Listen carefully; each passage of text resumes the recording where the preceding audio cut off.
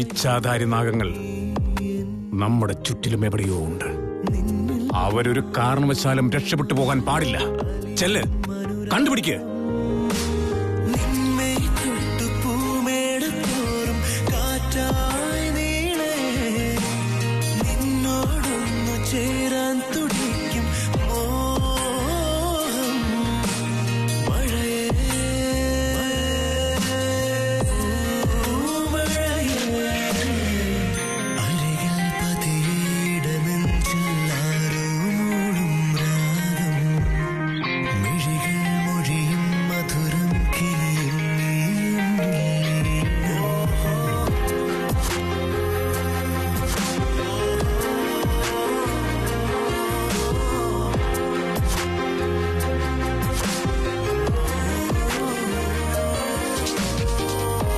ഇവിടെ എവിടെയോ ഉണ്ട്, കണ്ടുപിടിക്കുക.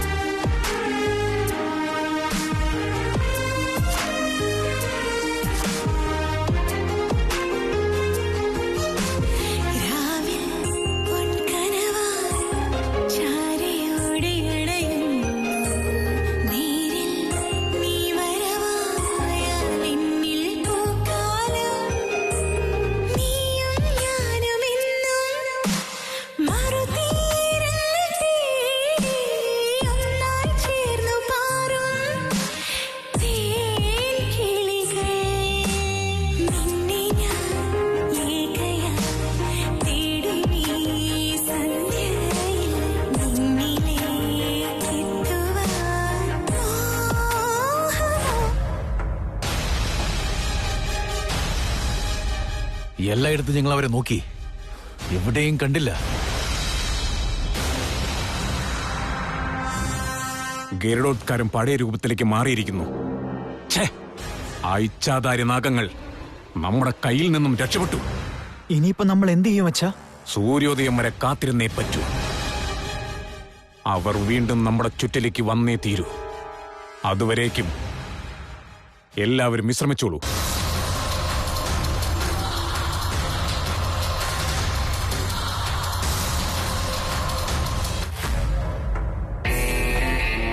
ഇല്ല, അവരെ രണ്ടുപേരെ ഒരുമിച്ചിരിക്കാൻ അനുവദിച്ചുകൂടാ.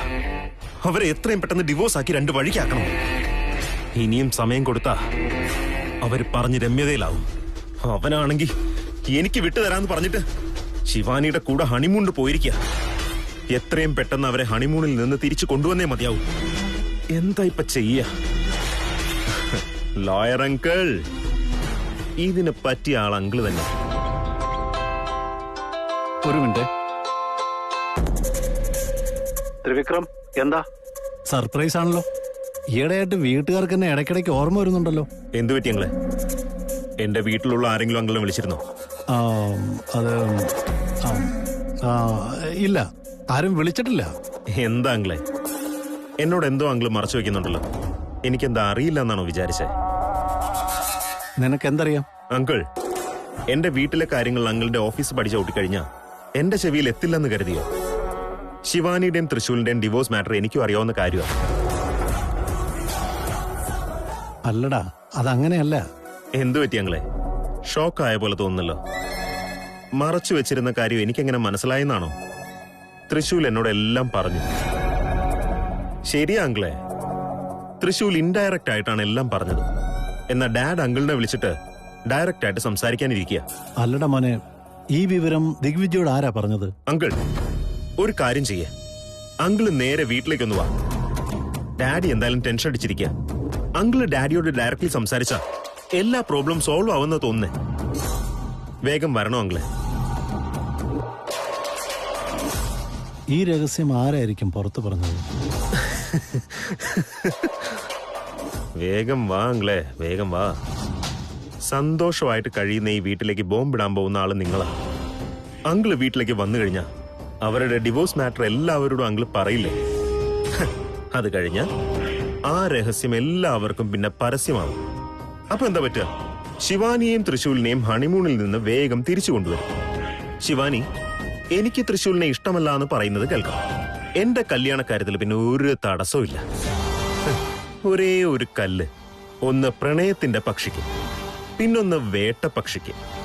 രണ്ടും അതോടുകൂടി തീരാൻ പോവാ.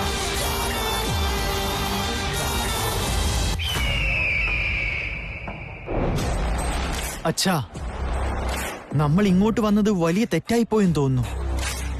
നമ്മൾ പുറത്തു തന്നെ തേടണമായിരുന്നു. അതെന്താ? ഗരുഡോദ്കാരം നീല നിറമായി മാറിയിട്ടും നമുക്കവരെ കണ്ടെത്താൻ കഴിഞ്ഞിട്ടില്ല. നമ്മളേതോ തെറ്റായ ദിശയിലാണ് പോകുന്നതെന്ന് തോന്നുന്നു. നീ എന്തിനാ ഇങ്ങനെ ചിന്തിക്കുന്നത് അജിത്തെ?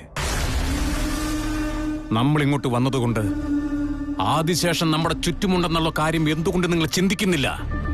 ആദിശേഷനെ തേടുന്ന കാര്യത്തിൽ നമ്മൾ ശരിയായ രീതിയിലാണ് മുന്നോട്ട് പോകുന്നതെന്ന് നീ എന്തുകൊണ്ട് ചിന്തിക്കുന്നില്ല? നമുക്കവരെ കിട്ടണമായിരുന്നല്ലോ. ഗരുഡോദ്കാരം എന്തുകൊണ്ട് വഴി കാണിച്ചില്ല? നമ്മളത്ര ശക്തിശാലികളാണോ? നാഗലോകത്തുള്ളവരും ശക്തിശാലികൾ തന്നെയാണ്.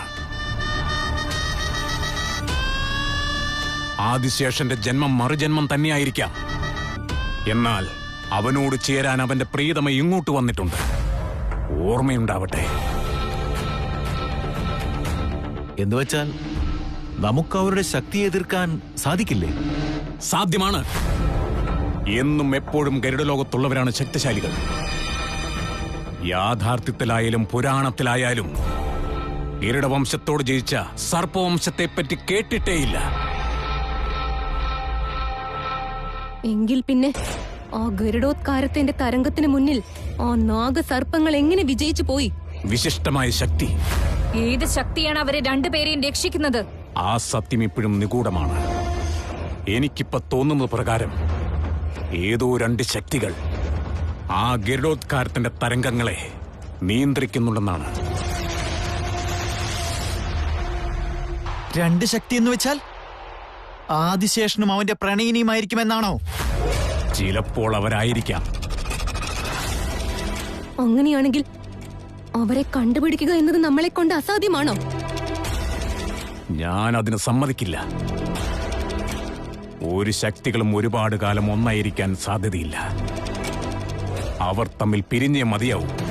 നമുക്കതിന്റെ സൂചന ഉറപ്പായിട്ടും ലഭിക്കും. അങ്ങനെയാണെങ്കിൽ നമ്മൾ സൂക്ഷ്മമായിട്ട് അന്വേഷിച്ചേ മതിയാകും. നമ്മുടേത് ഗരുഡന്റെ കണ്ണുകളാണ്. അവർ നമ്മുടെ കൺമുൻപിൽ വരും. വന്നേ മതിയാവൂ.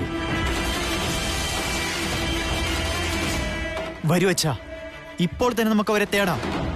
അങ്ങനെയാവട്ടെ. നീയും ചന്ദ്രകാസനും വായുമാർഗം തേട്. ഞങ്ങൾ മൂന്നുപേരും ഭൂമിയിൽ തേടാം. ആ ഗരുഡോദ്കാരം എന്റെ കയ്യിലിരിക്കട്ടെ. എന്തെങ്കിലും സൂചന ലഭിച്ചാലുടൻ നമുക്കൊരുമിച്ച് തേടാം. എന്നാൽ ആ മുസ്തഫ ഇപ്പോഴും നമ്മുടെ കൂടെ ഉണ്ടല്ലോ. അവനെ നമ്മുടെ കൂട്ടത്തിൽ കൂട്ടണം. ശരിയച്ചാ. ഒരു കാര്യം ഓർമ്മയിലുണ്ടാവട്ടെ.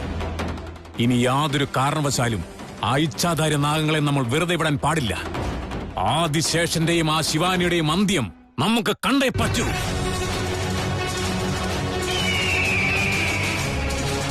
യത് ഭവ തത് ഭവതി.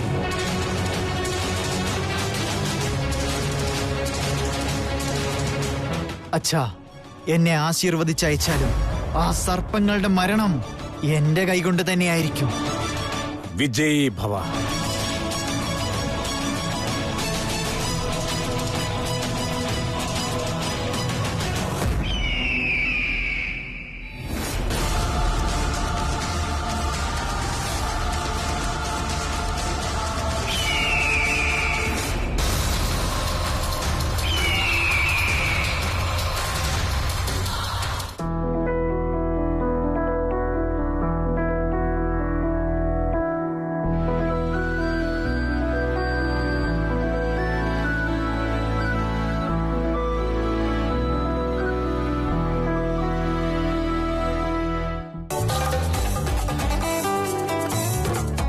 ഇതെന്താ പറ്റി? സ്വപ്നം സത്യമൊന്നും മനസ്സിലാവുന്നില്ലേ? ഞാൻ ഇനിയും ഉറക്കത്തിൽ തന്നെയാണോ? അല്ലല്ലോ. അയ്യോ ശിവാനി, കല്യാണം കഴിഞ്ഞിട്ട് ഇതുവരെ ഇങ്ങനെ സംഭവിച്ചിട്ടില്ല. ഇപ്പോൾ ഡിവോഴ്സ് പേപ്പറിന് സൈൻ ചെയ്തിരിക്കുക. ഇപ്പൊ ഇതൊക്കെ സംഭവിക്കുന്നുണ്ടല്ലോ. ദൈവമേ, എന്തൊക്കെ പരീക്ഷണങ്ങളായത്. എന്നാലും സൂര്യൻ ഇത്രയും വേഗം വരണ്ടായിരുന്നു. ഞാനെന്തിനാ ഇത്രയും നേരത്തെ ഉണർന്ന്? ദൈവമേ, സാരമില്ല. വെറുതെ എന്തായാലും ഇങ്ങനെ തന്നെ കിടക്കാം. ഒരു ചാൻസ് മിസ്സാവരുതല്ലോ.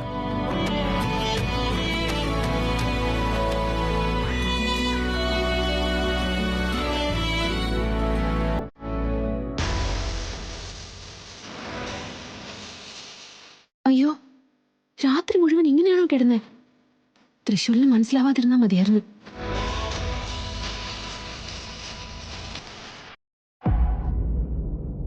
ഇവനെ നേരത്തെ എങ്ങനെ ഉണർന്നായിരുന്നോ? തൃശ്ശൂൽ, ഭാഗ്യം, ഇപ്പോഴും നല്ല ഉറക്കത്തിലാണ്. ശിവാനി, എനിക്ക് ഉറക്കമേ വന്നിട്ടില്ല.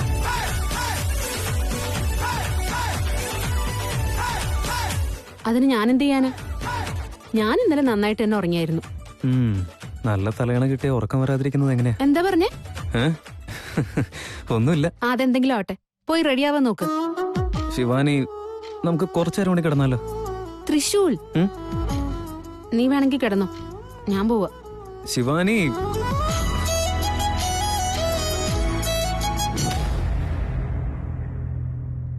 എന്തു പറ്റി ശിവാനി?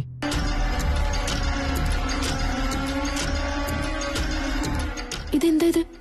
ഇവന്റെ കൈ വിട്ടിട്ടോ എനിക്കൊന്നും സംഭവിക്കുന്നില്ലല്ലോ. വീണ്ടും ഉറങ്ങാൻ തോന്നുന്നുണ്ടോ? അങ്ങനെയൊന്നും തോന്നുന്നില്ല. നീ ഒന്ന് എണീറ്റ് വരുന്നുണ്ടോ ഇപ്പൊ? ഞാൻ എന്തായാലും ഉറങ്ങാൻ പോവാ ശിവാനി. നീ തന്നെയല്ലേ എന്നോട് ഉറങ്ങിക്കൊള്ളാൻ പറഞ്ഞേ? അതപ്പോ ഇപ്പൊ എണീറ്റിങ് വന്നേ, വാ. ശിവാനി, നീ ഇപ്പൊ എണീക്കുന്നുണ്ടോ ഇല്ലയോ? ആ ശരി, എഴുന്നേക്കുവാ.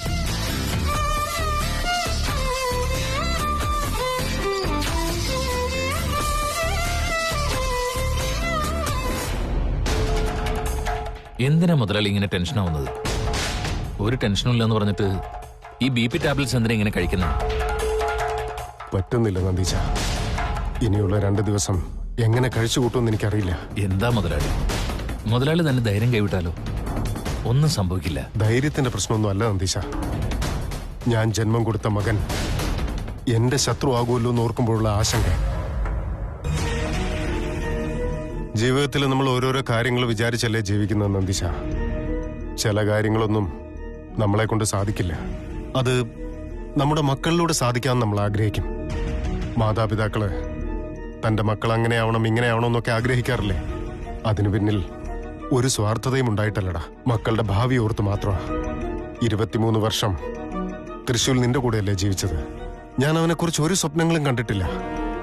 പക്ഷെ അവനെ എനിക്ക് കിട്ടിയത് മുതൽ ഞാൻ അവനെക്കുറിച്ച് ഓരോരോ സ്വപ്നങ്ങൾ കണ്ടു തുടങ്ങി. അതിനിടയ്ക്ക് ഇങ്ങനെ അങ്ങനെ ഒന്നും സംഭവിക്കില്ല മുതലാളി. ഞാൻ ഒന്നിനെയും വിശ്വസിക്കില്ല നന്ദീശ. എന്നാലും എന്റെ മനസ്സിലുള്ളത് സത്യമാവാതിരിക്കട്ടെ എന്നാണ് എന്റെ ആഗ്രഹം. തൃശ്ശൂൽ എപ്പോഴും എന്റെ മനസ്സും മര്യാദകളും ഉയർത്തിപ്പിടിച്ചവനാ. എന്നിട്ടും അവൻ തന്നെ എന്റെ ശത്രുവാണെന്ന് അറിഞ്ഞപ്പോ മുതലാളി, ഒരുപക്ഷെ അത് സത്യമാണെങ്കിലും അവൻ എന്റെ മകനാണെന്ന് പോലും ഞാൻ നോക്കില്ല. അവൻ ആദിശേഷനാണെന്ന് മനസ്സിലാക്കുന്ന ആ നിമിഷം തന്നെ അവനെ തീർത്തു കളയും ഞാൻ. മുതലാളി, ഈ കാര്യത്തിൽ എന്നെ ആർക്കും തടയാനാവില്ല നന്ദീശ. ഒരുപക്ഷെ ഞാൻ ആദിശേഷനെ വെറുതെ വിട്ടാൽ അവൻ എന്നെ ജീവിക്കാൻ അനുവദിക്കില്ല. നാഗങ്ങളുടെ വൈരാഗ്യം ഒരു ബന്ധങ്ങൾക്കും വില കൽപ്പിക്കില്ല. നമ്മുടെ മരണം നമ്മളെ തേടി വരുന്നതിന് മുമ്പ് തന്നെ ഞാൻ അവന് മരണം വിധിച്ചിരിക്കും. ഈ ജന്മത്തിൽ ആദിശേഷന് മരണം വിധിക്കുക എന്നുള്ളതാണ് എന്റെ ലക്ഷ്യം. മുതലാളി, ഡാഡ്, എന്താ മോളെ? ലോയർ അങ്കിൾ വന്നിട്ടുണ്ട്.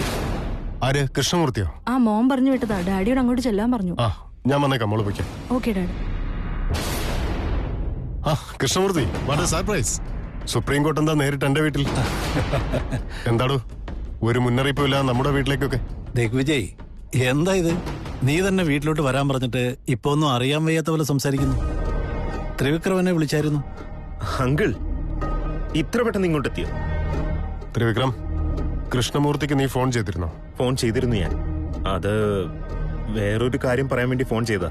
അപ്പോ അങ്കിളാണ് ഡാഡിയോട് നേരിട്ട് സംസാരിക്കണമെന്ന് പറഞ്ഞു. ഞാനോ? ഓർക്കുന്നില്ലേ അങ്കിളെ? അങ്കിളല്ലേ അതെന്തായിരുന്നു? ആ, ഡിവോഴ്സിന്റെ കാര്യം സംസാരിക്കണമെന്ന് പറഞ്ഞേ.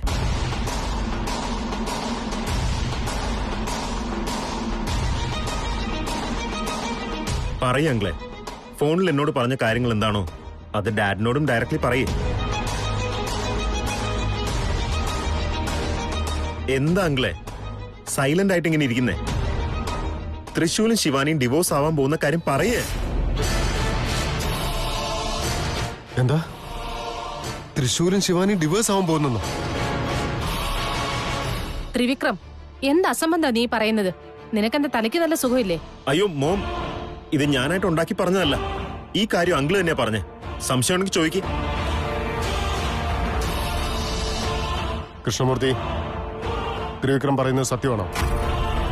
അത് സത്യമാണോ എന്നാണ് ചോദിച്ചത്. അതേടാ, അവര് രണ്ടുപേരും ഡിവോഴ്സിന് അപ്ലൈ ചെയ്തിട്ടുണ്ട്.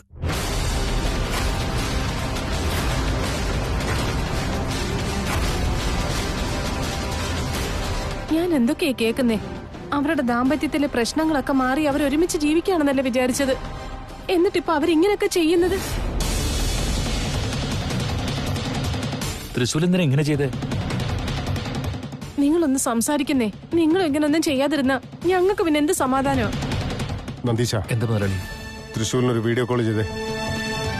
ഇപ്പൊ തന്നെ ചെയ്യാം.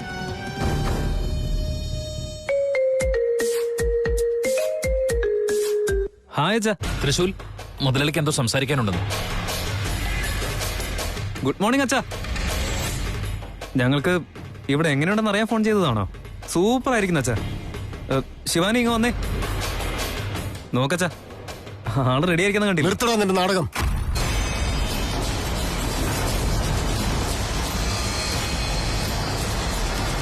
നിന്നെപ്പറ്റി ഞാൻ എന്തൊക്കെയോ വിചാരിച്ചു. എന്നിട്ടും തൃശ്ശൂൽ നീ തന്നെ. നീ ഞാൻ കരുതിയതുപോലെയല്ല. ഓരോരോ കാര്യങ്ങൾക്ക് വേണ്ടി നീ നിന്റെ മുഖംമൂടി വലിച്ചു മാറ്റുകയാണല്ലേ? അച്ഛൻ എന്താ പറയുന്നത് എനിക്ക് മനസ്സിലാവുന്നില്ല. കൂടുതൽ സംസാരിക്കാതെ നിന്റെ മുഖംമൂടി അഴിച്ചു മാറ്റേ. അപ്പം നിനക്കെല്ലാം മനസ്സിലാവും. ഞങ്ങളുടെ ജീവിതം ഒന്നിച്ചു തുടങ്ങി, ഞങ്ങൾ സന്തോഷമായിട്ടാണ് ജീവിക്കുന്നതെന്ന് നാടകം കളിച്ച് അവസാനം ഡൈവോഴ്സിന് അപ്ലൈ ചെയ്ത കാര്യം ഞാൻ അറിയില്ല എന്ന് വിചാരിച്ചു അല്ലേ?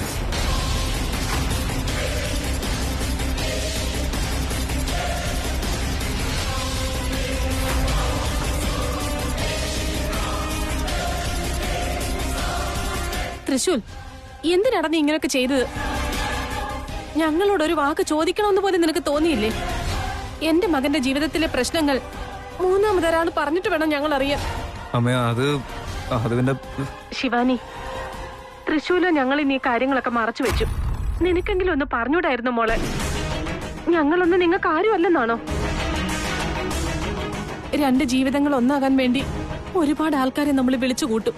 എന്നാൽ അവർ തമ്മിൽ അകലാനാണെങ്കിൽ 4 ചുവരുകൾക്കുള്ളിൽ വെച്ച് നിങ്ങൾ തന്നെ തീരുമാനങ്ങൾ എടുക്കുകയാണല്ലോ. ഇതൊക്കെ ശരിയായിട്ടുള്ള കാര്യമാണോ?